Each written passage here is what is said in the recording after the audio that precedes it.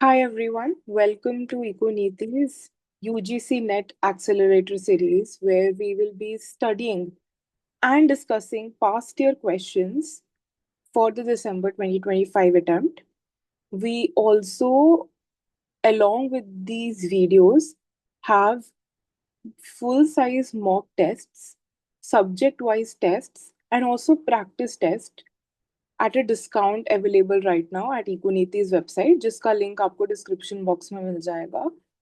And I just hope this series comes of use to you. And first sectional test live हो चुका है, so you can check it out. तो आज से हम macro economics start करेंगे. And so we will start with 2021 macroeconomics. So let's start. And here we go. First question.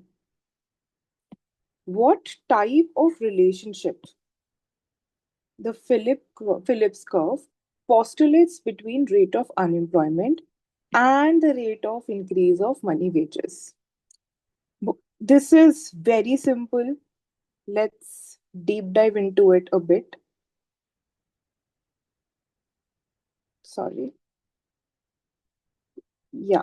So let's start. So beta, when let's understand this through a graph. If we have increase in money wages here, question ने बोला है कि money wages के increase में money wages जो मैंने Y axis पे लिया है इसमें और अनएम्प्लॉयमेंट में कैसा रिलेशनशिप होता है. अब आप खुद सोचो, जब इकोनॉमी में अनएम्प्लॉयमेंट होती है, जब इकोनॉमी में अनएम्प्लॉयमेंट होती है तो ज्यादा अनएम्प्लॉयमेंट होती है, तो वर्कर्स के पास बार्गेनिंग पावर उतनी ही कम होती है. तो ज्यादा वेज मांग ही नहीं सकते. आप इमेजिन करो, there are 1,000 people standing in front of an office for a job. So and one candidate says I want a higher pay. तो क्या बोलेगा उसका ओनर या जो हायर कर रहा है? He will say that you see, there is a lot of unemployment right now, so many people are competing for the job you have, so I can't offer you this increase. So जितनी ज्यादा unemployment उतनी ही bargaining power कम, and उतना ही rate of increase in money wage उतना ही कम. तो ये जो रेट है, मैं इसको डेल्टा डब्ल्यू बाय डब्ल्यू इसलिए लिख रही हूँ. वेज अगर 100 से 20 हुई तो ये जो चेंज है 20 का, इसको मैं चेंज इन डब्ल्यू से डिपिक्ट कर रही हूँ. एंड मैं उसको वेजेस से इसीलिए डिवाइड कर रही हूँ टू सी कि as a proportion of wages मेरा इंक्रीज कितना है, पर यूनिट वेज कितना बड़ा है. आप अगर इसको सिर्फ इंक्रीज ऑफ वेजेस भी देखना चाहो तो कोई प्रॉब्लम नहीं है, बट एक टेक्निकल डिनोशन होता है जिससे हमें डिनोट करते हैं. तो जाहिर सी बात है कि जितना ज्यादा अनएम्प्लॉयमेंट उतना वेज रेट कम. तो हमारा ग्राफ कुछ ऐसा दिखेगा. सो ये तो पता चल गया है कि पक्का इनवर्स है रिलेशन. लेकिन यहाँ पे इनवर्स की दो ऑप्शंस हैं, एक फर्स्ट और एक इनवर्स एंड प्रोपोर्शनल. तो कैसे समझें कि कौन सी ऑप्शन मार्क करनी है? उसके लिए हम सबसे पहले समझेंगे प्रोपोर्शनल का मतलब. प्रोपोर्शनल का मतलब ये होता है कि हर बार अगर इन अनएम्प्लॉयमेंट फॉर एग्जाम्पल 10% से बढ़ती है, तो हर बार वेज रेट 5% से कम होगा. अगर मैं एक ऐसा रिलेशनशिप को ग्राफ पे मार्क करूं तो मेरी लाइन एक हमेशा स्ट्रेट लाइन बन के आएगी. हर बार अगर अनएम्प्लॉयमेंट के 5% बढ़ने से वेज रेट 10% से कम हो रहा है, ध्यान से देखो, वाई एक्सिस का वेरिएबल हमेशा 10% से कम हो रहा है, एक्स का हमेशा 5% से बढ़ रहा है, मतलब लाइन का स्लोप 2 है। कांस्टेंट स्लोप की लाइन कैसी दिखती है? एक स्ट्रेट लाइन की तरह। ये होता है प्रोपोर्शनल का मतलब। इसका मतलब है स्ट्रेट लाइन। पर क्या स्ट्रेट लाइन होती है? नहीं होती। इसको समझते हैं। It will not be a straight line because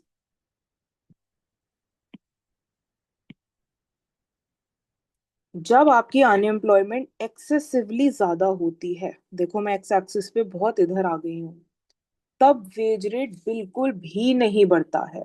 बिल्कुल बढ़ने की गुंजाइश नहीं होती है उसमें। बहुत ही कम लेवल्स पे रहता है। ठीक है, लेट से वेज रेट यहाँ पर है जब अनएम्प्लॉयमेंट इतना है। वेज अब अनएम्प्लॉयमेंट इकोनॉमी में थोड़ा सा कम हुआ है, लेट से यहाँ। लेकिन अभी भी इतना ज्यादा है ही। इतना कम होने के बाद भी इतना ज्यादा की तरफ ही है। It's like 1000 level of unemployment था। 1000 लेवल ऑफ अनएम्प्लॉयमेंट अगर था,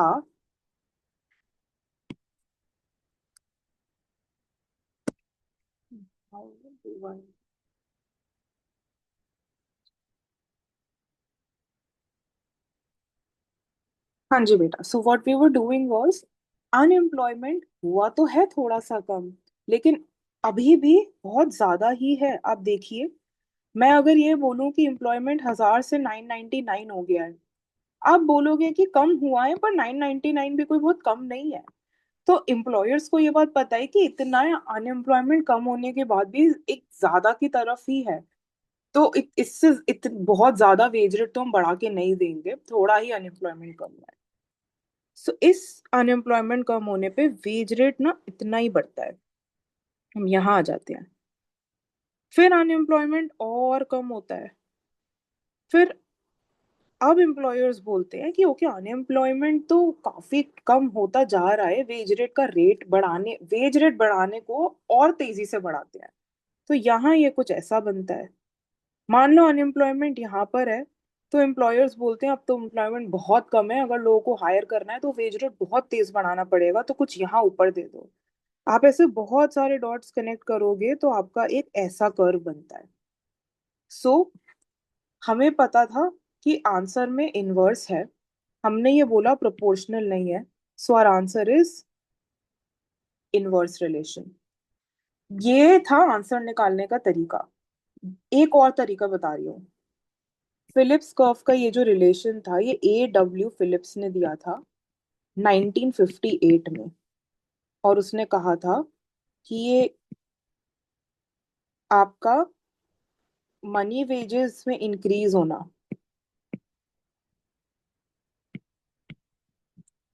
और अनएम्प्लॉयमेंट में इनवर्स रिलेशन होता है।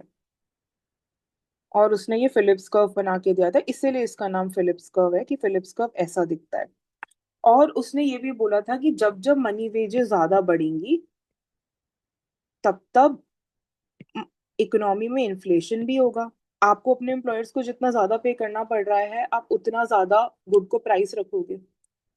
तो आपको नेट के पॉइंट ऑफ व्यू से A W फिलिप्स का नाम पता होना चाहिए, इनवर्स रिलेशनशिप पता होना चाहिए, आपको ग्राफ कैसे दिखता है वो पता होना चाहिए। अगर आपको ये बात पता है कि ग्राफ ऐसा दिखता है, वेजेस का चेंज, आप इसको चेंज इन मनी वेजेस लिख सकते हैं ताकि आपको कंफ्यूजन ना हो। चेंज इन वेज रेट लिख सकते हैं।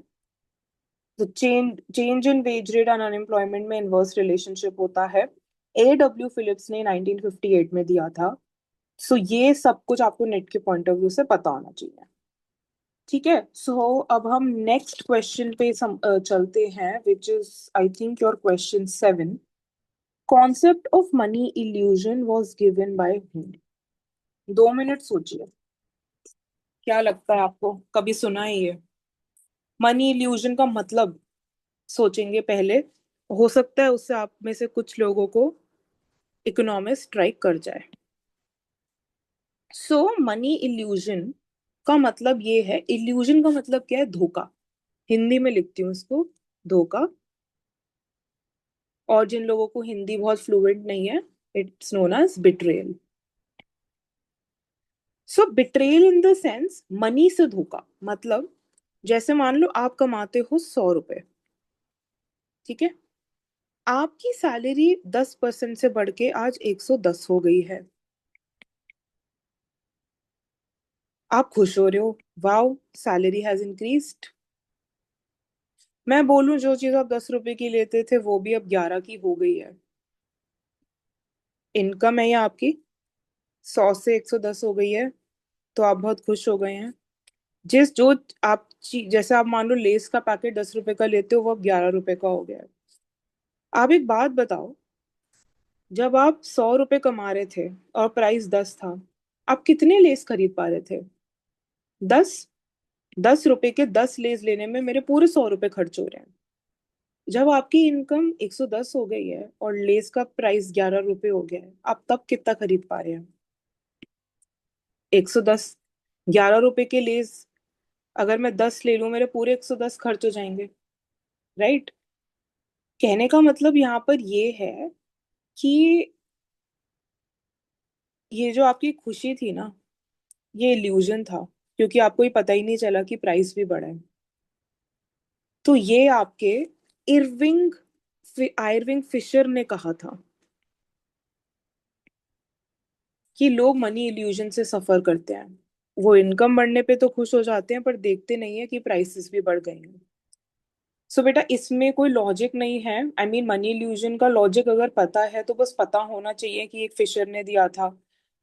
एलिमिनेशन के तरीके से हम इसको ऐसे सॉल्व कर सकते हैं कि आप अगर सारी इकोनॉमिक्स की मेन मेन बात याद कर लो, तो अगर आपको नहीं भी पता होता कि ये फिशर ने दिया है पर आपको ये पता होता कि फ्राइडमैन ने तो पक्का नहीं दिया है, रॉबर्टसन ने पक्का नहीं दिया है और कीन्स ने पक्का नहीं दिया है, तो आप तब भी इस क्वेश्चन को आंसर कर सकते थे। सो ये बात याद रखना। सिंस हम पास्ट ईयर्स डिस्कस कर रहे हैं, so let me tell you this. आपका जो ये मनी इल्यूजन का कॉन्सेप्ट है ये 1928 में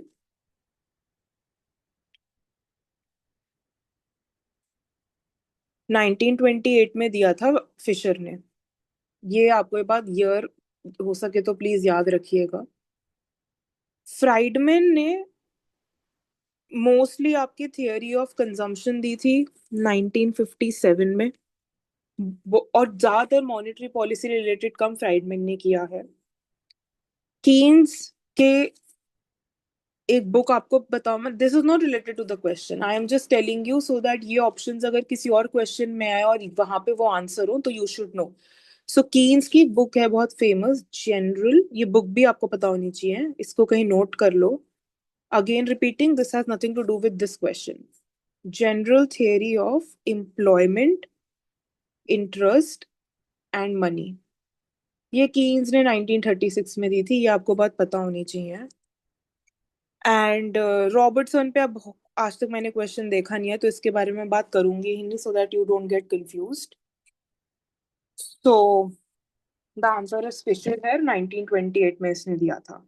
एंड बेटा जब मैं ये करवा रही हूँ ना, एक चीज और नोट करना, कई बार इकोनॉमी ये पेपर्स में जब ये लोग थियरीज का ईयर का सीक्वेंस पूछ लेते हैं, अगर एग्जैक्ट ईयर याद भी नहीं है तो ये पास्ट ईयर्स करते हुए एटलीस्ट ये याद रखने की कोशिश करो कि फिशर 1928 में ये बोल के गया, केन्स 1936 में आया, फ्राइडमैन ने 1957 में दिया। तो ये तीन इकोनॉमिस्ट को अगर कभी अरेंज करना हुआ उनकी थियरीज के हिसाब से या उनकी थियरीज को अरेंज करना हुआ ईयर के हिसाब से, तो प्लीज ये माइंड में रखना। This was your Fisher, this was your Keynes, this was your Friedman. और इनकी क्या क्या थियरी थी? फिशर की थी ये मनी इल्यूजन, कीन्स की मैंने बुक ऊपर लिख दी है, और फ्राइडमैन की थियरी ऑफ कंजम्पशन थी। कौन सी थियरी थी? Permanent income hypothesis. ये भी पता होना चाहिए, खैर ये हम आगे क्वेश्चंस में डिस्कस कर ही लेंगे। ठीक है, अब इसको आगे चलते हैं। कौन सा क्वेश्चन आया है? Eighth question. Which one of the following correctly describes the concept of super multiplier? So पहले ज्यूम करते हैं आप एग्जाम में बैठे हो और आपको सुपर मल्टीप्लायर का कॉन्सेप्ट नहीं पता। आप बोलोगे क्वेश्चन देखने का फायदा ही क्या है? बट ऐसा नहीं है। आपको ये नहीं पता सुपर मल्टीप्लायर क्या होता है, बट आपको ये पक्का पता है इन्वेस्टमेंट मल्टीप्लायर क्या होता है। क्या होता है इन्वेस्टमेंट मल्टीप्लायर? कि how your income changes when your investment changes। अगर ये इन्वेस्टमेंट मल्टीप्लायर है तो सुपर तो ये नहीं होगा, तो ये ऑप्शन तो पक्का नहीं है। मनी मल्टीप्लायर भी हमको पता है, 1/रिजर्व रेशियो से कैलकुलेट होता है, पैसा कैसे मल्टीप्लाई होता है, नहीं है। एम्प्लॉयमेंट मल्टीप्लायर भी नाम से पता चल रहा है कि एम्प्लॉयमेंट जरा सी बढ़ाओ तो पूरी इकोनॉमी में एम्प्लॉयमेंट कैसे बढ़ती है, वो भी नहीं है। तो एलिमिनेशन से हम आंसर पे तो पहुंच गए। और एग्जाम में भी आप बिना एग्जैक्टली आंसर जाने भी आंसर कर सकते हो, जिस तरीके से मैंने आपको अभी दिखाया। बट सिंस हम डिस्कस कर रहे हैं तो मैं आपको पूरा कॉन्सेप्ट एक्सप्लेन करूंगी। इसको देखो आप। सुपर मल्टीप्लायर का कॉन्सेप्ट सबसे पहले ये बात नोट करो, नोट्स में 1930s में दिया था आपके हिक्स एंड कैल्डर ने। इन्होंने बोला कि इन्होंने बिल्ड किया बेसिकली। आपको पता है जो आपका इन्वेस्टमेंट मल्टीप्लायर है, ये कीन्स का दिया हुआ है। इसको भी लिख ही लो, गुड। हो सकता है ये अलग से क्वेश्चन आ जाए। तो कीन्स ने एक इन्वेस्टमेंट मल्टीप्लायर दिया था। ऑल्सो उसने कीन्स ने आपका एक मल्टीप्लायर का ये कॉन्सेप्ट दिया था कि अगर आप गवर्नमेंट एक्सपेंडिचर के एग्जांपल से समझते हैं कि गवर्नमेंट लेट से एक्सपेंडिचर करती है और एक हाईवे बिल्ड करती है। लेट से ये हाईवे है, इसको बिल्ड करने के लिए लोगों को हायर किया। लोगों को हायर किया तो इनको क्या दिया? मनी। इसको भी पैसे दिए। सिंस अब लोगों की पॉकेट में ज्यादा पैसे आ गए हैं, ये पैसा लेके लोग जाएंगे मार्केट में चीजें खरीदने। ये इस पैसे को यूज करेंगे, मार्केट से सामान लेंगे। शॉपिंग लिख देती हूँ इजी वर्ड्स में। अगर ये शॉपिंग करने जाएंगे, इससे डिमांड बढ़ेगी और इससे आउटपुट बढ़ेगा। डिमांड बढ़ेगी, लोग ज्यादा सामान बनाएंगे तो इकोनॉमी में आउटपुट बढ़ेगा, है ना। और आउटपुट को हमें पता है कि हम इनकम भी बोलते हैं। ये बात आई थिंक बिल्कुल क्लास हमारी एस्टैब्लिश्ड है। सो गवर्नमेंट ने एक्सपेंडिचर किया और अल्टीमेटली इनकम बढ़ गई। इस पूरे रिलेशन को हम, ये जो रिलेशन है, ये मल्टीप्लायर कॉन्सेप्ट होता है।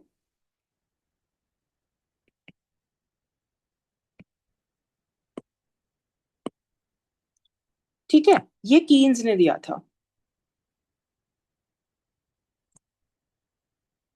उसके बाद एक और इकोनॉमिस्ट आया, जेएम क्लार्क। अभी सब क्लियर हो जाएगा। जेएम क्लार्क ने बोला, अरे ये हायर डिमांड हो रही है इकोनॉमी में, तो इन्वेस्टर्स को लगता है अरे आउटपुट बढ़ रहा है, डिमांड बढ़ रही है, ये इस मार्केट में स्कोप है, चलो इन्वेस्टमेंट बढ़ाते हैं। और ये इन्वेस्टमेंट बढ़ जाती है। तो ये जो रिलेशन है, जिससे इन आउटपुट बढ़ने से आपका एक्चुअली इन्वेस्टमेंट बढ़ जाता है, ये एक्सेलरेटर रिलेशन होता है। सो यहाँ पे how your investment changes when your income changes का relation is accelerator. But how your government expenditure, और लेट्स से इन्वेस्टमेंट, आप इन्वेस्टमेंट ले लो इसको, चलो, how your investment changes and impacting आपका जो इनकम इम्पैक्ट होता है, इसको मल्टीप्लायर बोलते हैं। सुपर मल्टीप्लायर का कॉन्सेप्ट ये है, वो इन दोनों को कंबाइन करता है। वो बोलता है इन्वेस्टमेंट बढ़ी, फिर इनकम बढ़ी, इस इनकम बढ़ने की वजह से इन्वेस्टमेंट और बढ़ेगी, फिर इनकम और बढ़ेगी। वो बोलता है ये इफेक्ट बहुत लार्ज होता जाता है, नेवर एंडिंग है। तो ये जो सुपर मल्टीप्लायर है, ये दोनों के इंटरैक्शन को कंसिडर करता है। एक बार समराइज करते हैं। 1930s में हिक्स एंड कैल्डर ने कीन्स के इन्वेस्टमेंट मल्टीप्लायर को भी कंसिडर किया, फिर जेएम क्लार्क के एक्सेलरेटर प्रिंसिपल को भी कंबाइन करके बोला सुपर मल्टीप्लायर का कॉन्सेप्ट, जहाँ पे इन्वेस्टमेंट बढ़ाओ इनकम बढ़ती है, इनकम बढ़ती है इन्वेस्टमेंट बढ़ती है, never ending. So we have our option third one, which is interaction between multiplier and accelerator. Investment multiplier जो है, उसका आपका फॉर्मूला होता है one upon one minus MPC। ठीक है, या 1/MPS। देन आपका मनी मल्टीप्लायर का फॉर्मूला होता है 1/रिजर्व रेशियो। एंड एम्प्लॉयमेंट मल्टीप्लायर का हमारे पास कोई फॉर्मूला नहीं है कोर्स में, बट इसका मतलब समझ लो। लेट्स से इमेजिन करो ये एक ग्राउंड है और यहाँ पर एक बिल्डिंग का प्रोजेक्ट है। इसके लिए 100 लोगों को हायर किया गया है काम करने के लिए। किसी को पता चलता है कि यहाँ पे 100 लोग काम करने आएंगे, इनको चाय पीनी होगी, खाना खाना होगा, तो यहाँ ठेले लग जाते हैं। गवर्नमेंट ने इस प्रोजेक्ट के लिए एम्प्लॉयमेंट बढ़ाई, पर उसके चक्कर में इन लोगों को भी एम्प्लॉयमेंट मिला, तो जरा सी यहाँ एम्प्लॉयमेंट बढ़ाने से इकोनॉमी में एम्प्लॉयमेंट और बढ़ता चला गया। इसको बोलते हैं एम्प्लॉयमेंट मल्टीप्लायर। तो क्लियरली ये हमारा सुपर मल्टीप्लायर नहीं है। सुपर मल्टीप्लायर इज एक्सेलरेटर और कीन्स का मल्टीप्लायर कंबाइंड। सो इस क्वेश्चन में नोट्स बनाने के लिए क्या इंपॉर्टेंट है? 1930s हिक्स एंड कैल्डर, ये आपका इन्होंने सुपर मल्टीप्लायर दिया था। किसके बेसिस पे दिया था? कीन्स का इन्वेस्टमेंट मल्टीप्लायर लिया, जेएम क्लार्क का एक्सेलेरेटर प्रिंसिपल लिया। ये आपको इकोनॉमिस्ट पता होने चाहिए, और 1930s हिक्स एंड कैल्डर भी पता होना चाहिए। Let's move to the next question. Numerical है।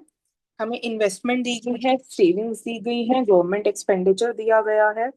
हमें निकालना है equilibrium level of national income. अब इसको ना ऐसे देखो, आपकी इकोनॉमी में हम हमेशा से ये पढ़ते हैं कि S=I। जो पैसा आपने सेव करके बैंक में डाला है, मान लो आपने 10,000 रुपए बैंक में सेव करके डाले, आपको क्या लगता है वो बैंक में रखा रहता है? लेट्स से ये बैंक है, आपने इसको 100 रुपए दिए। ये आप हो, आपने इसको 100 रुपए दिए। ये एक बिजनेसमैन है, बहुत रिच। ये बोलता है मुझे ये 100 रुपए दो, मैं इससे लोन दो मुझे 100 रुपए का, मुझे अपना बिजनेस करना है। तो बैंक आपका पैसा लोन देके तो पैसा कमाता है। तो अल्टीमेटली जो सेव हो रहा है वो इकोनॉमी में इन्वेस्ट हो रहा है। ठीक है, पर द पॉइंट इज अब इस गवर्नमेंट एक्सपेंडिचर को हम कैसे इंक्लूड करें? कंफ्यूज नहीं होना है। यहाँ पर हमने गवर्नमेंट को भी माना है कि वो इकोनॉमी में एग्जिस्ट करती है। ठीक है, गवर्नमेंट भी एग्जिस्ट करती है। तो क्या होता है कि गवर्नमेंट एक्सपेंडिचर जो है,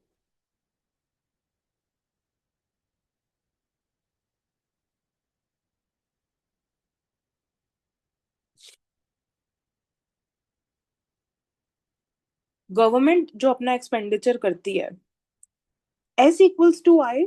टू सेक्टर इकोनॉमी में होता है। अगर क्वेश्चन बोले कि हम मानते हैं कि सिर्फ लोग एग्जिस्ट करते हैं इकोनॉमी में, दैट इज प्रोड्यूसर, ये वाला प्रोड्यूसर, और ये कंज्यूमर, ये बनाता है, ये कंज्यूम करता है।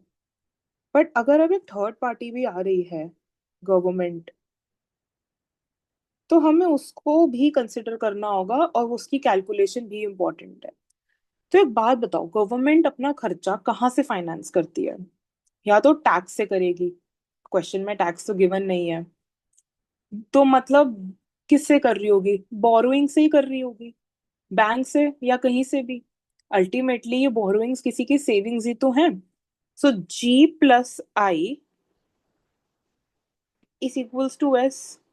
और अगर इसको खुद खुद से लिख के देखना है, S=I तो हमें पता ही है, लेकिन इन्वेस्टमेंट सेविंग से फंड हो रही थी। और क्या फंड हो रहा है अब सेविंग से? गवर्नमेंट एक्सपेंडिचर भी फंड हो रहा है।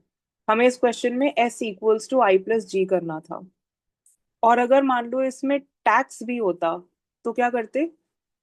मैंने अभी आपको बताया, टैक्स गवर्नमेंट को fund, tax is use for government expenditure. तो टैक्स प्लस लोगों की सेविंग से इन्वेस्टमेंट और गवर्नमेंट फंड होता है। तो अगर आपके पास टैक्स हो क्वेश्चन में, तो ये इक्वेशन बनेगी। और ये इक्विलिब्रियम क्यों है? क्योंकि आइडेंटिटी यही है, इक्विलिब्रियम मतलब जहां पे इक्वल हो चीजें। तो tax is 0, savings is -150 plus 0.4, investment is 50 plus 0.2y plus 5। इसको थोड़ा सा इजी करते हैं, ये हो गया आपका 200। मैं 50 को इधर ले गई, -200 हो गया। और ये आपका -5, ये वाला -5 आ गया, और ये आपका हो गया, ये y होगा पक्का क्वेश्चन में। सो 0.2y -0.4y, this is -205 -0.2y। तो y कितना हो गया, 205 upon 0.2, which is 2050 by 2, which is your 1125. Apparently, it is not in the options, but I hope you have understood how is it solved and आपको कैसे सोचना है. So let's move on to the next question. So we have, okay, ठीक है. So yes, 10th question says that independence of real variables from changes in money supply and nominal variables क्या होता है. अब इसको ऐसे समझो कि जो रियल वेरिएबल्स हैं, वो वो बोल रहा है कि रियल वेरिएबल के चेंजेस मनी सप्लाई जैसे नॉमिनल वेरिएबल से इंडिपेंडेंट होते हैं. इंडिपेंडेंट मतलब इनका आपस में कोई रिलेशन नहीं है. मनी सप्लाई बदलेगी तो जरूरी नहीं है कि रियल वेरिएबल बदले. रियल वेरिएबल का मतलब क्या है, रियल रियल मतलब आउटपुट इकोनॉमी का, जिससे हमें एक्चुअली मतलब है कितना खाना बन रहा है, इकोनॉमी में प्रोड्यूस हो रहा है. Money supply, let's say economy में है 500 रुपए, 500 करोड़ रुपए, ठीक है, ज्यादा है, गुड है. बट अल्टीमेटली हमें मनी सप्लाई से भी इसलिए मतलब है क्योंकि हमें रियल वेरिएबल से मतलब है. So your output is your real variable. How many people are employed is your real variable. ठीक है. प्राइसेस नॉमिनल हो गए, मनी सप्लाई नॉमिनल हो गई. तो अब एक बात बताओ, क्वेश्चन कह रहा है कि कौन सी ऑप्शन है ये. डेफिनेटली मनी मल्टीप्लायर में इसका कोई मतलब नहीं है. मनी इल्यूजन भी कुछ नहीं है, हमने फर्स्ट क्वेश्चन में किया. डेफिनेटली डाइकोटोमी से कुछ पता चल रहा है कि ऑप्शन है.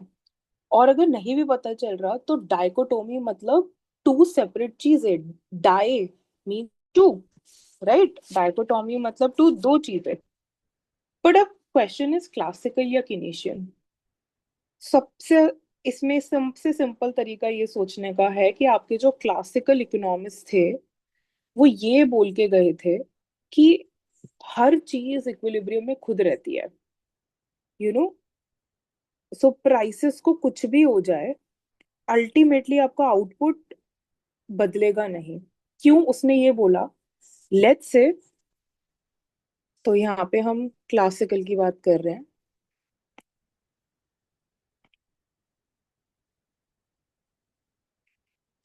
उसने बोला अगर डिमांड बढ़े तो इसकी वजह से प्राइस बढ़ जाएगा. प्राइस बढ़ेगा, फर्म ज्यादा बनाना चाहेंगी, तो लेबरर्स की डिमांड बढ़ेगी. लेबर डिमांड बढ़ेगी, वेज रेट भी बढ़ जाएगा. जब वेज रेट बढ़ जाएगा तो अल्टीमेटली आप और हायर कर ही नहीं पाओगे, बिकॉज आपने लेबर डिमांड बढ़ाई पर वेज रेट इतना बढ़ गया कि अल्टीमेटली आपके पास और पैसे ही नहीं है लोगों को देने के लिए, तो आपका एम्प्लॉयमेंट चेंज ही नहीं हुआ और आपका आउटपुट उतना ही रहा. तो उसने उसने ये दिखाया प्राइसेस भी बढ़ गए, वेजेस भी बढ़ गए, पर आउटपुट उतना ही रहा अल्टीमेटली, और एम्प्लॉयमेंट भी उतनी रही. तो उसने कहा कुछ भी हो जाए, प्राइस और ये वेजेस जैसे वेरिएबल्स को, एम्प्लॉयमेंट एंड आउटपुट को कुछ नहीं होता. ठीक है. कीन्स ने बोला ऐसा नहीं होता. कीन्स ने बोला अगर डिमांड बढ़ेगी तो प्राइस बढ़ेंगे, तुम यहाँ तक ठीक हो. लेबर डिमांड भी बढ़ेगी, लेकिन वेज रेट इतनी जल्दी नहीं बढ़ता है. वेज स्टिकी होती है. स्टिकी मतलब ऐसे कैसे एक दिन में वेज बढ़ जाएगी, कॉन्ट्रैक्ट होते हैं वेज के. लेबर यूनियन होती है एंड वर्कर्स को पता ही नहीं है कि वेज रेट बढ़ानी है, वेज नहीं बढ़ेगी तो आप ज्यादा हायर कर पाओगे. जब लोग ज्यादा पैसे ही नहीं मांग रहे और आपको प्राइस ज्यादा मिल रहा है, you have more money to spend. ठीक है, so you hire more, you hire more, you make more. तो केन्स ने कहा था कि बेटा प्राइस बढ़ने से रियल वेरिएबल भी चेंज होता है। नॉमिनल और रियल इंडिपेंडेंट नहीं होते, एक चेंज होता है दूसरा होता है। क्वेश्चन पूछ रहा है इंडिपेंडेंस किसकी डाइकोटोमी में है। We have our answer classical, so here the answer is first option, which is classical. We will continue from here. So continuing with question number 37. At present, the estimation of GDP in India at constant prices, हम उसके लिए कौन सा साल use करते हैं as base year. पहले थोड़े से टर्म्स क्लियर कर लेते हैं। जीडीपी क्या होती है? Value of products produced in a country in a year, मतलब एक टाइम फ्रेम में, जो एक साल होता है। क्वार्टर की भी जीडीपी कैलकुलेट हो सकती है, so let's call it value of products in a country in a particular time frame.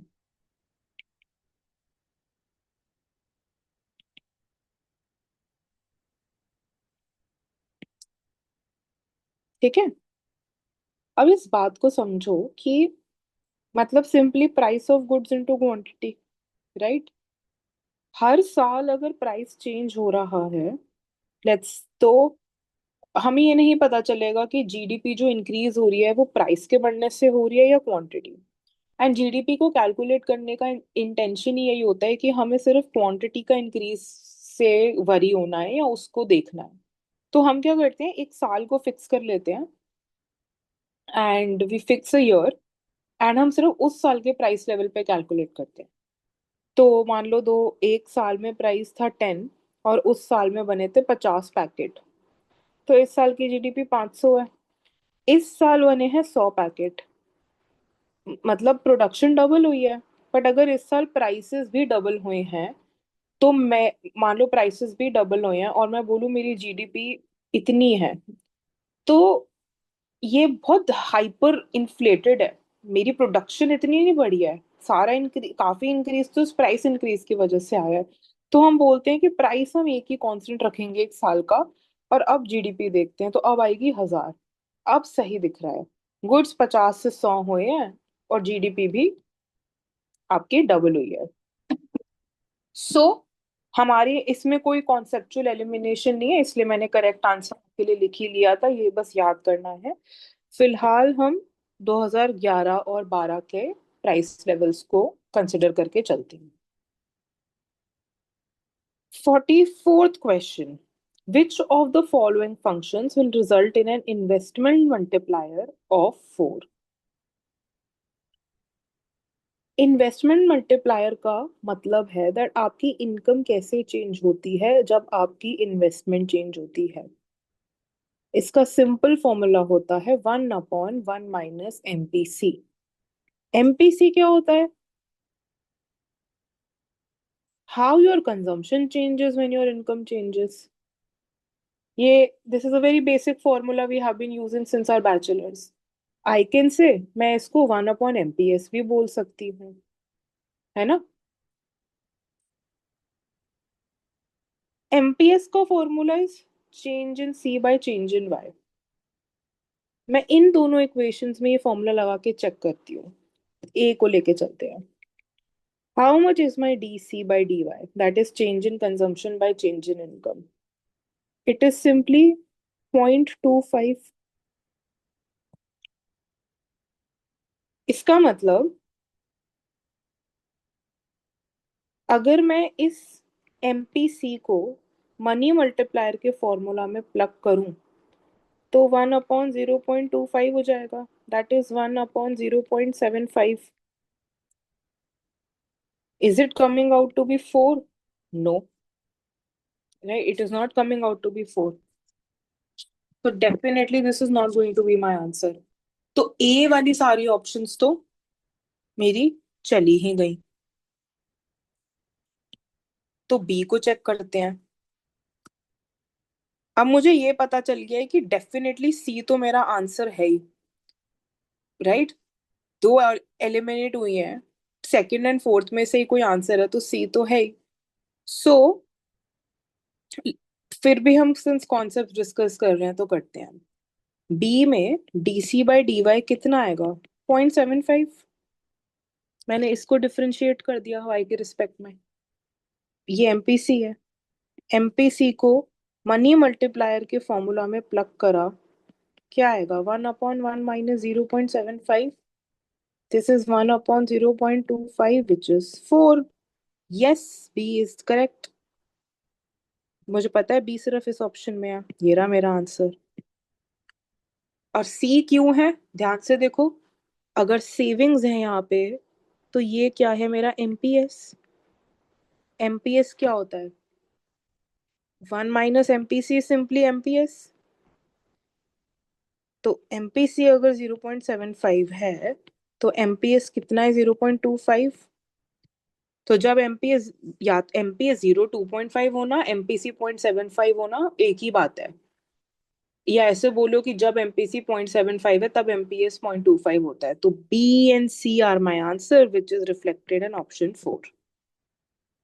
आगे चलते हैं। Consider the following statements about the rational expectation model.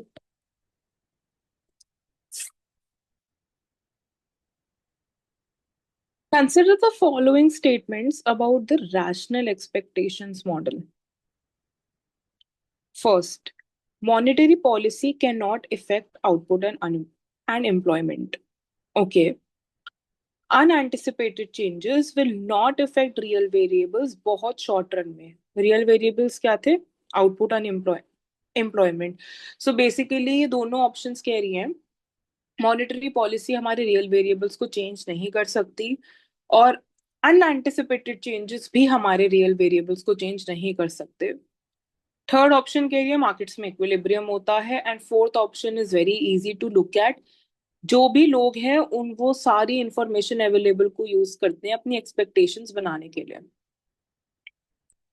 So rational expectations का मॉडल ये है कि फर्स्ट ऑफ ऑल लोग rational होते हैं।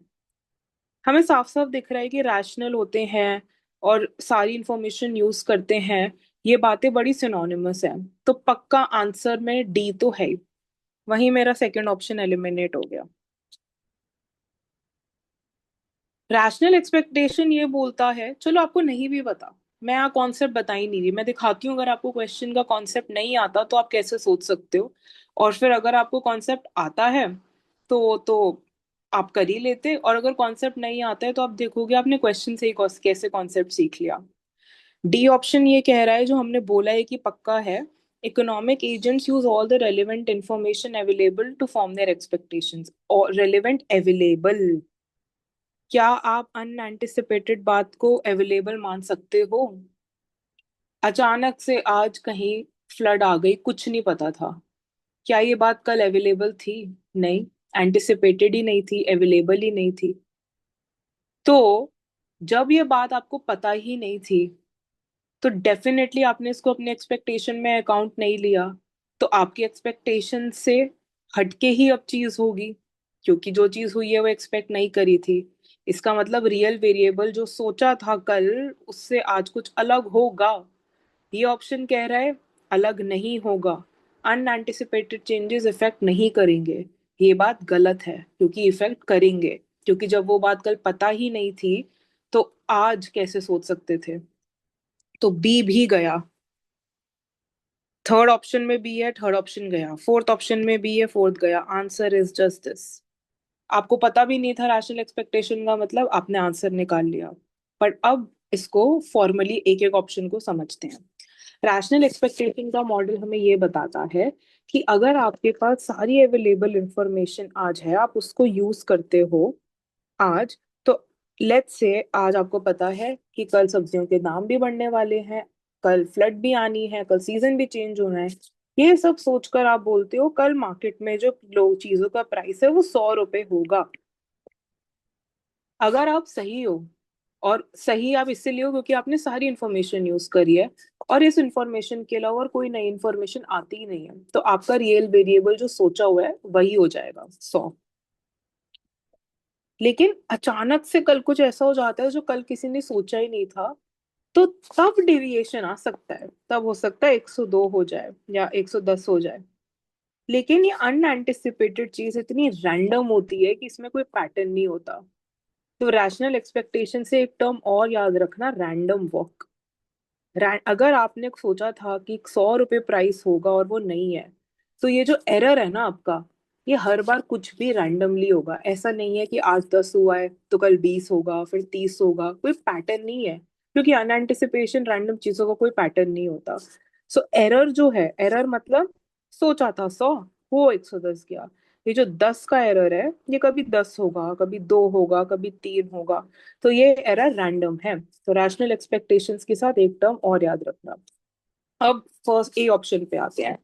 Monetary policy can not effect output and unemployment employment sorry.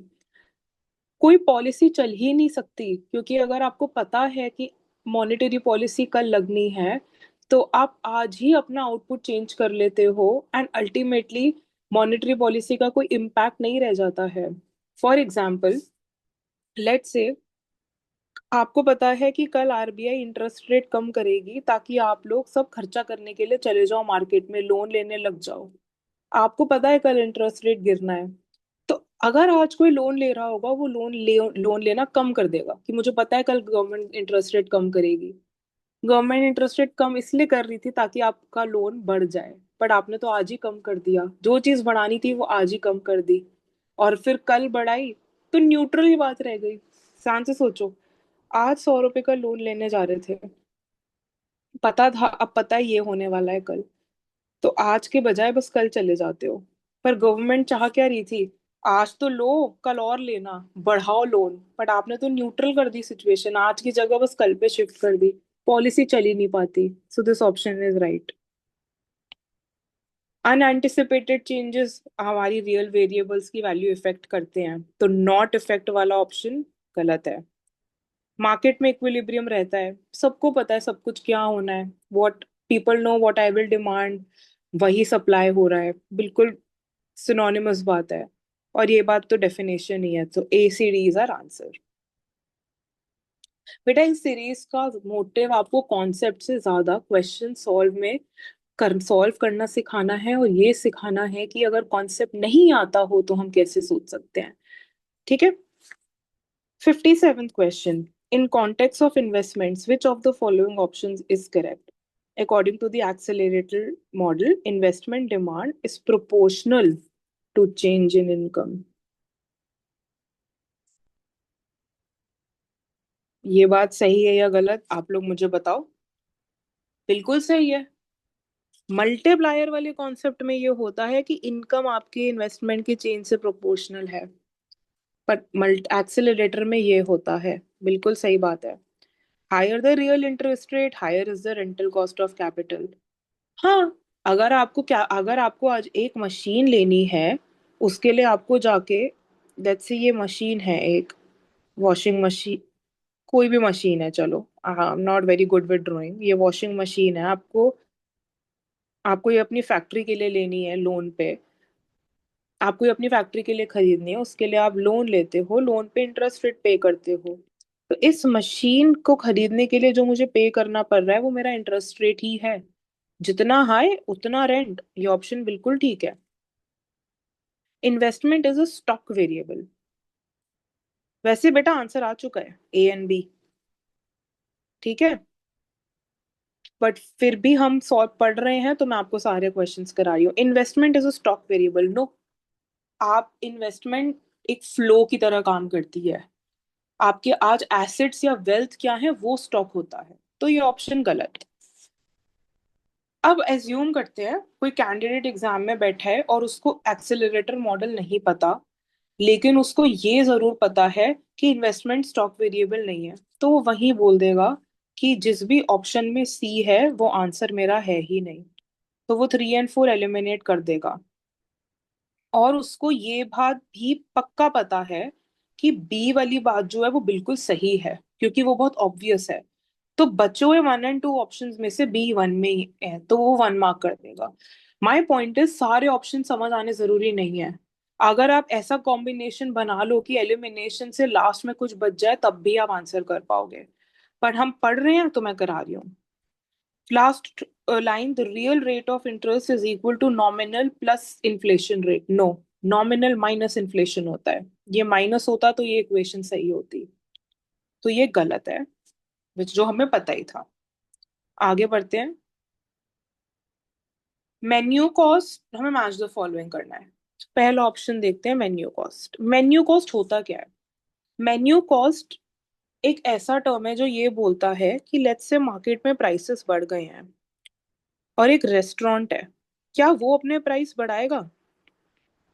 The answer is may be. अब आप बोलोगे वाई मे बी, प्राइस बढ़े हैं तो बढ़ाना चाहिए। अरे प्राइस तो बढ़े हैं, बट उसके लिए वो जो उसको मेन्यू कार्ड प्रिंट करना पड़ेगा नए प्राइसेस वाला, उसकी भी तो कॉस्ट है। अगर मेन्यू कार्ड नया प्रिंट करने की जो कॉस्ट है, अगर वो प्राइस लेवल से इंक्रीज से ज्यादा है तो प्रॉफिटेबल नहीं है प्राइस बढ़ाना। मान लो प्राइस 2 रुपए बढ़ा है और मेन्यू को प्रिंट कराने की कॉस्ट बहुत लाखों में है, तो आप बोलोगे पुराने प्राइस से इस पे ही बेचो, नए प्राइस दिखाने की वैल्यू ज्यादा है।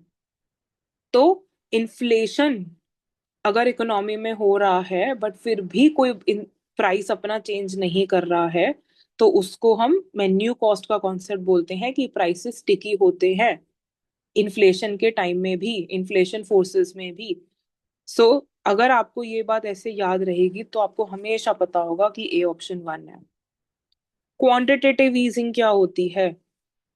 मनी सप्लाई बढ़ाना। क्वांटिटेटिव ईज कर दिया, क्वांटिटेटिव ईजिंग। मनी सप्लाई किस बात से रिलेटेड है? Monetary policy. A2। अब ऐसे इतना सॉल्व करके हमें दिख गया हमारा आंसर, फिर भी हम पढ़ रहे हैं तो हम करेंगे। Trade off between inflation and unemployment, first question में करवाया था फिलिप्स कर्व। ये रहा D4। पंप प्राइमिंग क्या होता है? पंप प्राइमिंग मतलब गवर्नमेंट शुरू में थोड़ा एक्सपेंडिचर बढ़ाती है और उसके बाद इकोनॉमी पिकअप करती है। गवर्नमेंट का एक्सपेंडिचर बढ़ाना है fiscal policy, simple. C3। Answer is second option.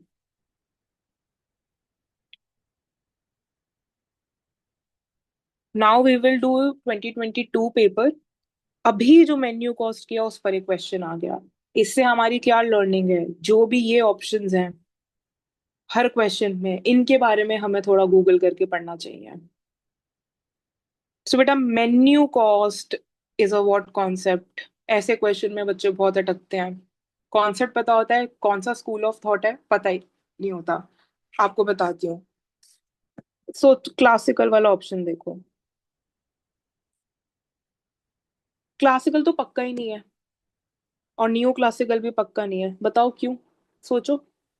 क्योंकि ये लोग तो बोलते थे प्राइस पूरा चेंज हो जाता है, बताया था ना वो पूरा मैकेनिज्म, डिमांड बढ़ी, प्राइस चेंज हो गया, वेज बढ़ गया, अल्टीमेटली रियल वेरिएबल तो कांस्टेंट रहा। इसमें तो प्राइस पूरा बढ़ता है। मेन्यू कॉस्ट का कॉन्सेप्ट क्या है कि प्राइस शायद ना बढ़े। ये ऑप्शंस गए। अब आप किनीशियन न्यू किनीशियन में कंफ्यूज हो सकते हो, उसका जवाब भी मैं दे देती हूँ। किनीशियन का जो मैंने आपको ऊपर वो करवाया था लास्ट इनिशियल पार्ट में, किनीशियन ने बोला था प्राइस तो बढ़ जाता है हायर डिमांड से, बट वेजेस टिकी होती है, ये नहीं बढ़ती, इसलिए हायरिंग हो पाती है और आउटपुट बढ़ जाता है। फिर न्यू किनीशियन ने बोला वेज के साथ साथ प्राइस भी स्टिकी है, और उसने ये मेन्यू कॉस्ट के कॉन्सेप्ट से बताया। तो new Keynesian economics is our answer. So prices का फ्लेक्सिबल होना और प्राइसेस का लॉन्ग रन में फ्लेक्सिबल होना, ये न्यू क्लासिकल की बात है। न्यू न्यू किनीशियन में वेज और प्राइस दोनों स्टिकी, किनीशियन में सिर्फ वेज स्टिकी। ये बात ध्यान रखना। आगे बढ़ते हैं। What will be the aggregate income which is ND, हमें एनडीपीएफसी निकालना है। What will be the aggregate NDPFC एक इकोनॉमी की अगर जीडीपी एमपी इतना है? वेरी सिंपल बेटा, अभी देखते हैं। ये हमें गिवन है।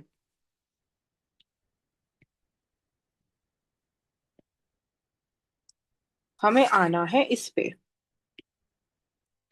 तो हमें दिख रहा है साफ साफ कि हमें जी को एन में कन्वर्ट करना है, एमपी को एफसी में कन्वर्ट करना है। ग्रॉस से नेट जाने के लिए क्या माइनस करते हैं? डेप्रिसिएशन। क्या क्वेश्चन में डेप्रिसिएशन गिवन है? बिल्कुल गिवन है। तो हम क्या करेंगे? -2847। बताओ क्या आ रहा है, माइनस करो। क्या आएगा? अगर हम इसमें से 2847 को माइनस करते हैं, हमारे पास क्या आ रहा है बच के? हमारे पास आएगा 24807। ये देखो, ये ऑप्शन में भी गिवन है पर अभी आंसर नहीं आया है क्योंकि एमपी थोड़ी कन्वर्ट करा है। फैक्टर कॉस्ट में जब हम इनडायरेक्ट टैक्सेस को ऐड कर देते हैं तो मार्केट प्राइस आता है। क्यों? ये देखो, प्रोड्यूसर की कॉस्ट लगी है कुछ बनाने में और वो चाहता है कि अब तो मुझे इस पे टैक्स भी पे करना है। तो वो बोलता है लोगों से ही लो टैक्स, मार्केट प्राइस में ऐड करो। जिस प्राइस पे वो बेचता है उसमें टैक्स ऐड कर देता है। पर वो बोलता है मुझे सब्सिडी भी तो मिली थी, उससे मेरी कॉस्ट कम हुई थी। सब्सिडी हटा दो मार्केट प्राइस में से। टैक्स माइनस सब्सिडी क्या होता है? Indirect tax. ठीक है, इनडायरेक्ट टैक्स माइनस सब्सिडी होता है ये जो यहाँ पे गिवन है। तो अगर F C plus indirect tax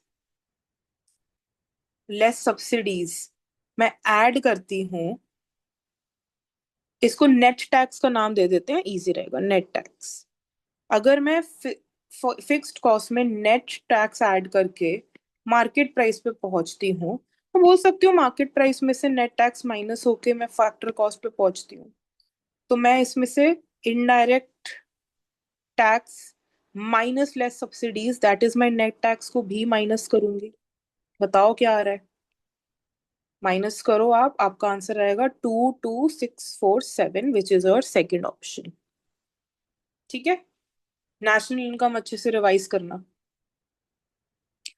next question, the irrelevance of money for real variables in the classical system is called? Very simple, real variables nominal variable से अलग थे क्लासिकल सिस्टम में। ये जो नॉमिनल है इनको हम मॉनेटरी भी बोल सकते हैं क्योंकि मॉनेटरी मतलब पैसे से रिलेटेड बात, मनी सप्लाई प्राइसिंग। तो मॉनेटरी कुछ भी होता रहे, रियल न्यू उसकी तरफ न्यूट्रल रहता है। Second option. इसमें सिर्फ टर्म्स टर्मिनोलॉजी है और कोई लॉजिकल कॉन्सेप्ट नहीं है। Next question, which of the strategy is not correct in order to have an expansionary impact of fiscal policy? घबराना नहीं है तो क्या पूछ लिया फिस्कल पॉलिसी। ध्यान से देखो, फिस्कल पॉलिसी से सबसे पहले दिमाग में आएगा एक्सपेंशनरी फिस्कल पॉलिसी। आईएसएलएम में चेक करते थे, आईएसआर एलएम कर्व को मॉनेटरी और फिस्कल पॉलिसी के हिसाब से शिफ्ट करते थे। एक्सपेंशनरी इम्पैक्ट का मतलब क्या है कि फिस्कल पॉलिसी के लगाने से इनकम बढ़ रही है या नहीं, ये होता है। इनकम जब कम होती है उसको बोलते हैं कॉन्ट्रैक्शनरी। तो ये क्वेश्चन कॉन्ट्रैक्शनरी की तरीके से भी आ सकता था। तो आप कॉन्सेप्ट समझो फिर आप सारे आंसर कर पाओगे। इन चारों पॉलिसीज में से कौन सी फिस्कल पॉलिसी ऐसी है जो इनकम को बढ़ाने में मदद करती है? तो first option is public expenditure must be financed by borrowing. So इस आईएस कर्व पे इम्पैक्ट देखते हैं हर पॉलिसी का, अपने आप बात समझ आएगी। अगर गवर्नमेंट ने बोरो करके एक्सपेंडिचर करा है उस बात से हमें कोई मतलब नहीं है, गवर्नमेंट ने बस एक्सपेंडिचर करा है, आईएस राइट वर्ड होगा। इनकम पहले से आपकी बढ़ जाएगी, पहले इतनी अभी इतनी हो जाएगी। सो ये करेक्ट है पर क्वेश्चन नॉट करेक्ट पूछ रहा है और ये करेक्ट है। तो इसका मतलब ये आंसर तो नहीं है, करेक्ट है पर आंसर नहीं है क्योंकि क्वेश्चन में नॉट करेक्ट पूछा है। Second option, public expenditure must be finance through increase in taxes. ठीक है, देखते हैं क्या निकलता है। जब गवर्नमेंट टैक्स लगाती है तो आईएस किस तरफ शिफ्ट होता है, ऊपर या नीचे? आईएस कर्व टैक्सेस में ऊपर की तरफ शिफ्ट होता है। क्यों? लोगों के पास अब पैसे कम है, सो हर इंटरेस्ट लेवल पे इनकम जो है वो कम हो जाती है, आउटपुट कम हो जाता है, कॉन्ट्रैक्ट हो जाती है इकोनॉमी। तो वो ये कह रहा है कि अगर हम टैक्स लगा दें तो ठीक है, टैक्स लगाया, आईएस पीछे चला गया, और फिर पब्लिक एक्सपेंडिचर कर दें तो आईएस वापस आ जाएगा, एक्सपेंशनरी पॉलिसी। बट इस केस में आउटपुट पहले कम हुआ, फिर वापस अपनी जगह आ गया। जब आईएस वापस, पब्लिक एक्सपेंडिचर हुआ, public expenditure must be finance to taxes, मतलब टैक्सेस करे, आईएस पीछे, फिर पब्लिक एक्सपेंडिचर किया, आईएस आगे। बट आ तो वहीं गए, कुछ हुआ थोड़ी इकोनॉमी को, एक्सपेंशनरी इम्पैक्ट तो आया नहीं। This is not correct, hence this is our correct option, second option. समझ आ गया? बाकी ऑप्शन भी देख लेते हैं कि वो करेक्ट क्यों है एंड हेंस हमारा आंसर नहीं है। कट इन टैक्सेस, बिल्कुल हो सकता है, कट इन टैक्सेस का डायग्राम बिल्कुल ऐसा ही बनेगा, टैक्स कम करे, उसी इंटरेस्ट रेट पे लोगों की इनकम बढ़ गई, बिल्कुल ठीक बात है। Compensatory spending for public investment, वो बस ये बोल रहा है कि इन्वेस्टमेंट कम हो गई है इकोनॉमी में तो गवर्नमेंट बीच में आके बोलती है मैं खर्चा कर देता हूँ, बिल्कुल same diagram. We have our answer. Which of the following are correct with respect to ISLM model? The LM schedule slopes upwards to the right. We know that. मैंने अभी ISLM का डायग्राम बनाया है, उसमें LM ऊपर था, ये option correct है। The LM schedule will shift to the left with an increase in quantity of money. सोचो, ये LM है, अगर लोगों का पास ज्यादा इनकम होती है तभी वो ज्यादा मनी डिमांड करते हैं, राइट? तो इसका मतलब increase in quantity of money means higher income levels, मतलब एलएम राइट। लेकिन ये बोल रहा है LM shift to the left with increase, तो ये ऑप्शन गलत हो गया। थर्ड सी ऑप्शन पढ़ते हैं। The LM schedule gives equilibrium in money market, बिल्कुल ठीक बात है, एलएम की डेफिनेशन ही यही है कि मनी मार्केट जब इक्विलिब्रियम में हो तो ऐसे इंटरेस्ट रेट और वाई के कॉम्बिनेशन जहां मनी मार्केट इक्विलिब्रियम में हो, तो ये ऑप्शन बिल्कुल करेक्ट है। The IS schedule will shift to the left when there is an increase in government expenditure। अभी प्रीवियस क्वेश्चन में करा है कि राइट वर्ड शिफ्ट होता है, तो अगेन ये ऑप्शन गलत है। फिर IS schedule will shift to left when taxes are reduced। Taxes reduce करने से लोग ज्यादा खर्चा कर पाते हैं, इनकम बढ़ती है, मतलब राइट जाता है, तो ये ऑप्शन गलत है। आंसर क्या बना? ए और सी। क्या है हमारे पास ये ऑप्शन में कहीं पे भी? बिल्कुल है, ये रहा थर्ड ऑप्शन। अब ध्यान से देखो, अगर आपको सारे ऑप्शन नहीं भी पता होते पर ये बात पक्का पता होती, जैसे ई ऑप्शन सबसे सिंपल है, आईएस बहुत इजी होता है जनरली, हमें पता है ई नहीं हो सकता, ये ऑप्शन एलिमिनेट हो गया, ये ऑप्शन एलिमिनेट हो गया, हमें ये दिख रहा है। ये एलिमिनेट होने के बाद हमें पता है कि ए तो डेफिनेटली आंसर है और सी भी डेफिनेटली आंसर है, क्योंकि एलिमिनेट करने के बाद ये दोनों आंसर हो सकते थे। ए भी है, ए भी है, सी भी है, सी भी है, तो बस बी और डी को चेक करना है। बी और डी में से अगर आप एक को डिसअप्रूव या अप्रूव कर दो, आपको आपका आंसर मिल जाता। कैसे? अगर बी पक्का सही होता तो हम 2 मार्क करते, और बी और डी अगर पक्का गलत है तो हम थर्ड मार्क कर देते। माय पॉइंट है, सारे ना भी पता हो तब भी आप क्वेश्चन कर सकते हो, तो हमेशा क्वेश्चन पढ़ के, मैंने अभी आपको पास्ट ईयर में सारे ऑप्शन सिखाए क्योंकि मैं आपको पढ़ा रही हूँ, बट मैं एग्जाम में होती तो मैं एक ऑप्शन चेक करने के बाद, जैसे मैंने ए ऑप्शन पढ़ी, मैं सबसे पहले ऑप्शंस को देखती। अच्छा, मैंने एग्जाम्पल मैं ऐसे करती, देखो मैं एक बार थोड़ा और बता देती हूँ सो दैट आपको क्लैरिटी रहे इस बात पे।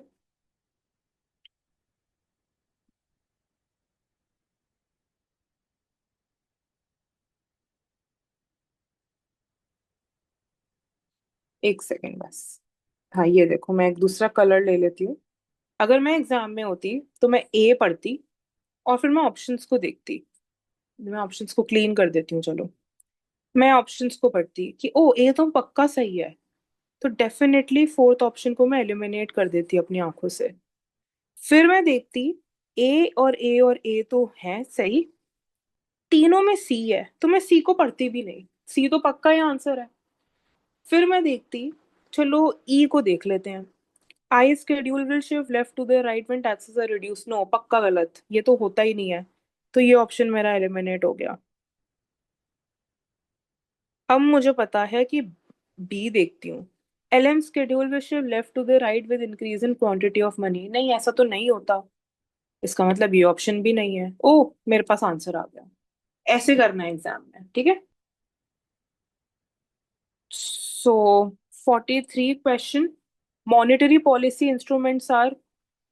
चलो अब इसको जैसे एग्जाम में होते हैं वैसे सॉल्व करते हैं। चेंजेस इन पब्लिक एक्सपेंडिचर, नहीं, ये तो फिस्कल होती है। फर्स्ट ऑप्शन एलिमिनेट कर दिया क्योंकि ए आंसर नहीं है। सेकंड भी एलिमिनेट कर दिया। डी और डी और ई और ये मुझे पढ़ने की जरूरत ही नहीं है क्योंकि तो पक्का ही आंसर है। चलो सी पढ़ती हूँ। Bank reserve requirement, sorry, C option is open market operation. ये तो बिल्कुल फिस्कल पॉलिसी होती है। ओ, ये रहा सी, मेरा आंसर थर्ड है। मुझे अपने आप को डबल चेक करना है, एक बार बी भी चेक कर लेती हूँ। चेंजेस इन टैक्सेशन, ये तो पक्का फिस्कल पॉलिसी है, ये ऑप्शन नहीं हो सकता। जो मैंने सोचा था वही सही है। आंसर निकालना आ गया। अब एक बार क्वेश्चन को पढ़ लेते हैं पढ़ाई करने के पॉइंट ऑफ व्यू से। पब्लिक एक्सपेंडिचर गवर्नमेंट एक्सपेंडिचर से रिलेटेड बात है। गवर्नमेंट के एक्सपेंडिचर को पब्लिक एक्सपेंडिचर बोलते हैं, ये आपकी फिस्कल पॉलिसी के अंडर आता है। टैक्सेस भी आपके फिस्कल पॉलिसी में आते हैं। ओपन मार्केट ऑपरेशंस में बेटा आरबीआई बॉन्ड्स को बेचना और खरीदना करती है। बेचती कब है? बेचना मतलब बॉन्ड्स लोगों को दिए, उनसे पैसे ले लिए। तो bond sale when money supply reduce करनी होती है, इसको, एंड वाइस वर्सा, इसको ओपन मार्केट ऑपरेशंस बोलते हैं। बैंक रिजर्व रिक्वायरमेंट मतलब अगर आपने बैंक को 100 रुपए दिए तो वो 100 रुपए का लोन नहीं दे सकती, उसको कुछ पैसे अपने पास रखने पड़ते हैं इन केस लोग वापस लेने आ जाए। That is your reserve requirement, तो that is called your bank reserve requirement. Interest rate हम सबको पता है क्या होता है। इंटरेस्ट रेट जिस पर आपको लोन मिलता है एंड जो आपको अपने बैंक के एफडी पे भी मिलता है एंड सेविंग्स अकाउंट पे भी मिलता है। सो जो भी चीज पैसे बैंक इनसे रिलेटेड है ये मॉनेटरी पॉलिसी इंस्ट्रूमेंट्स होते हैं। देन वी हैव बिल्कुल similar question, tools of fiscal expansionary policy. अब एक बात ध्यान से सोचो, ये क्वेश्चन पढ़ने के बाद आपके दिमाग में आना चाहिए कि अगर एग्जामिनर मॉनेटरी पॉलिसी इंस्ट्रूमेंट्स पूछ रहा है, आपके दिमाग में ये भी आना चाहिए कि ये फिस्कल भी पूछ सकता है। तो ये क्वेश्चन पढ़ते ही आपको अपने नोट्स में लिख लेना है, study fiscal policy instruments in detail. वो तो बाय चांस नेक्स्ट क्वेश्चन ही है, बट अगर ये क्वेश्चन नहीं भी होता तब भी आपको ऐसे ही सोचना था कि मुझे फिस्कल पॉलिसी इंस्ट्रूमेंट्स पढ़ने हैं। ध्यान से देखो, वो सिर्फ एक्सपेंशनरी फिस्कल पॉलिसी इंस्ट्रूमेंट्स मांग रहा है, मतलब ऐसी फिस्कल पॉलिसीज जिससे आउटपुट इकोनॉमी का कम हो रहा है, वो इस आंसर का पार्ट नहीं है। Options, raising government expenditure, yes, IS rightward shift होता है और आउटपुट बढ़ जाता है। तो मैं चेक करूंगी ए कहाँ पर है। सिर्फ 1 और 3 में है, तो 2 मेरा एलिमिनेट, 4 मेरा एलिमिनेट। डी दोनों में ही है, पढ़ने की जरूरत भी नहीं है, पक्का आंसर होगा। ई चेक करना है, इंक्रीजिंग मनी सप्लाई। एक्सपेंशनरी तो है लेकिन मॉनिटरी है, तो ये नहीं है। इसका मतलब ये रहा मेरा आंसर। देखो कितनी जल्दी हो गया। जनरली आप सारे ऑप्शन पढ़ो A B C D E, फिर सारे ऑप्शंस में उनको मिलाने की कोशिश करो कि ओ ए बी सी डी। जैसे मान लो आपने ऐसे किया होता, ओ ए सही है, रिड्यूसिंग गवर्नमेंट एक्सपेंडिचर तो नहीं होता, इंक्रीजिंग टैक्स रेट भी नहीं होता, रिड्यूसिंग होता है, मनी सप्लाई नहीं होता, मिला के चेक करते हैं, बहुत टाइम लगता है। सारे ऑप्शंस पढ़ने की जरूरत ही क्यों है? ठीक है। अब एक बार कॉन्सेप्चुअली गो थ्रू करते हैं। फर्स्ट ऑप्शन मैंने बता दी है, बी ऑप्शन उसका ऑपोजिट है, आईएस लेफ्ट जाता है और वाई कम होता है, तो ये ऑप्शन नहीं है। टैक्स रेट बढ़ाने से तो इकोनॉमी का कम होता है, आईएस लेफ्ट होता है, ये भी नहीं है। इसमें आईएस राइट होता है, तो ये है मनी सप्लाई मॉनेटरी पॉलिसी है, ए और डी। ठीक है। So that is the end of 2021 and 2022 macro questions, and then we will start with the 2023 in the next video. Thank you.